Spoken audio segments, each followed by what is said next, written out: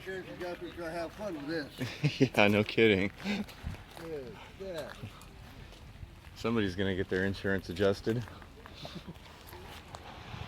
Yeah, well, these buildings will have to probably come down now. Especially this one. Yeah. I had a friend who used that door that's open right there. He used to have a storage space right there. Really. Hope he doesn't anymore.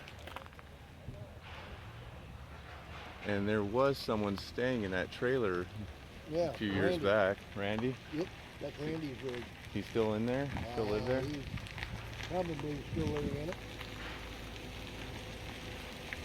If he has anything to say about it. It doesn't look like it got crushed or anything. No, Can't he see got the other lucky. side of it.